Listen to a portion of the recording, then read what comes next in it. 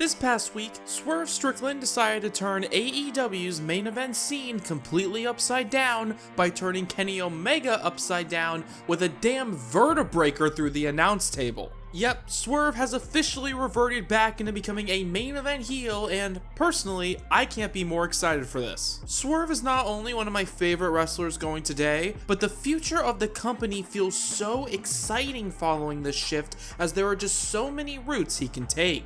Personally, I think this is going to lead to MJF losing the world title to Hangman at Revolution, with Swerve beating Kenny at Dynasty to ultimately set up Swerve vs. Hangman 5 for Double or Nothing. But while those are my real predictions for Swerve's new direction, this heel turn has got me wondering about what other possibilities could come out of this move. Hey guys, my name is DJ, and today I have a few pitches for what Swerve Strickland can do now that he sits as the most dangerous heel in AEW. And for my first idea, thinking back to his promo with Omega a few weeks ago, what if Swerve started morphing this vicious character of his into the bloodiest legend killer gimmick in wrestling? During their conversation, Swerve mentioned that he represents a young generation hungry to take opportunities from older guys. And while I disagree with Kenny feeling like an old man, that line did get me thinking. There are actually a lot of older guys in AEW right now, like Jeff Jarrett, Dustin Rhodes, Adam the Edge Copeland, and more that Swerve could retire within the next few years. So what if he decided to adopt the Legend Killer gimmick by creatively killing older members of the roster one by one? After all, if Swerve's gonna call himself the most dangerous man in AEW, then having a literal trail of dead careers behind him would establish just that. And given the excitement and energetic flow of Swerve's moveset, the matches would feel really unique compared to how WWE's handled Gunther as the career killer. If Gunther represents a slower and more methodical old school dominance, Swerve could be a quick and vicious murderer that Swerve stomps the elderly 6 feet under. Not to mention the fun we could have with a Jericho retirement match against Strickland, or since we're already talking about Gunther, having Swerve re-retire AJ Styles if he does end up making the jump to AEW. On top of all this, I also think this kind of gimmick could build on his lifelong rivalry with Hangman, as Swerve's ruthless career killing would contrast heavily with how Paige dealt with the unexpected retirement of Christopher Daniels. But while my first pitch hasn't focused on killing off older wrestling stars, my next pitch for Swerve's heel character sees him mentoring Kevin Knight as they become one of AEW's top heel duos. For the past few months, Swerve and Knight have become more and more linked, with Swerve going so far as to compliment him to his face backstage. So, if Swerve is trying to represent the current generation like he told Kenny, then why not do so while bringing up a guy representing the next generation?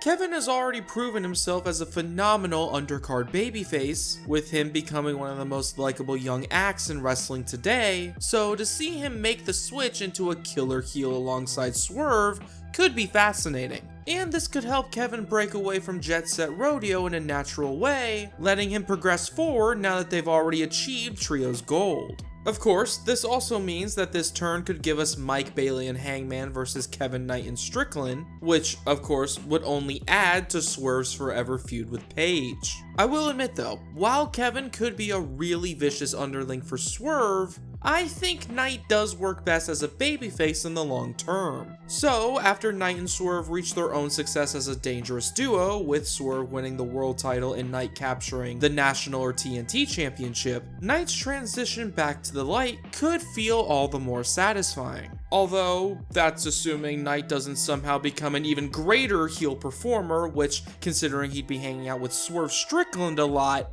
there's every chance that could also happen. As for Swerve, given that Nana has also become a pretty likable babyface manager over the past few years, he could easily trade out Swerve for Knight, as this could be a really fun client-manager relationship. I can already picture Kevin and Nana dancing together down the ramp. It would be such a great pairing, I think. I also think Swerve is good enough to stand on his own without Nana at this point, especially if it makes Swerve even more vile with this betrayal. And if Swerve does end up winning the world title like I predicted earlier, then I have no doubt that this kind of story would conclude with Knight shining as the new world champion. But speaking about the younger stars of AEW, I have one more pitch that involves that very same young and hungry main event scene. But before we get into it, I'll admit now, I might have gone a bit overboard with it. Like, I'm literally bringing in half the roster with this pitch. But considering MJF, Hangman, and Swerve all seem to circle the world title as the new 3 pillars of AEW, what if we see the locker room start to pick sides and divide between them, with the whole company breaking out into a full-on civil war? Right now, MJF and Adam Page are the 2 absolute main characters of AEW. Even after Strickland's heel turn, we all know it's Page versus MJF in the main event at Revolution. But doesn't that sound like the kind of thing that would tick Swerve off? After all, Page and MJF both said that they need the world title more than anyone. You and I, we have always needed it. Basically dismissing everyone else in AEW with that statement. And Swerve could easily take offense to that. After all, what did Swerve say when he attacked Kenny? He is just... You could read that as him responding to Page's promo earlier that night, with Swerve saying that he needs the title just as bad as them. But where does that civil war I mentioned come in?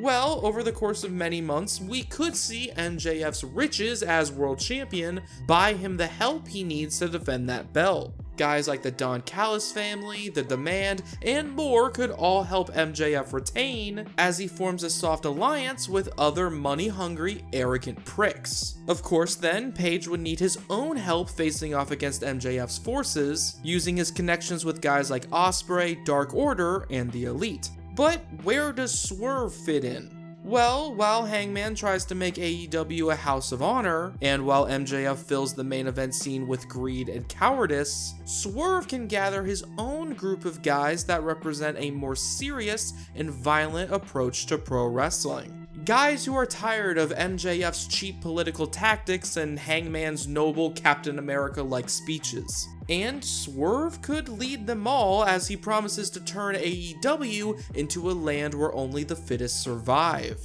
If I had to guess, Swerve's side would probably make up the Ops, Death Riders, people like that. Even now though, if you take a step back and look at the overall roster, I think these natural connections do kind of line up. And you could very easily categorize these people into 3 separate groups: pure lovable babyfaces, annoying butthead heels, and violent cold outsiders. So if Page, MJF, and Swerve could take charge backstage and form their own soft stables, then we could see an AEW Civil War take place over the next year.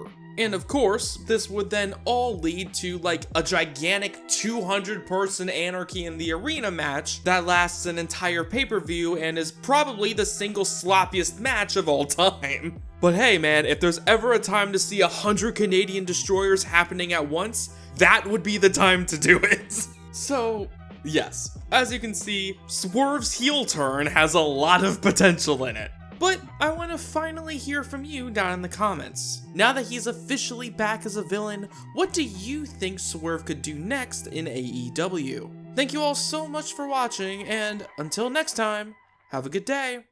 Bye-bye.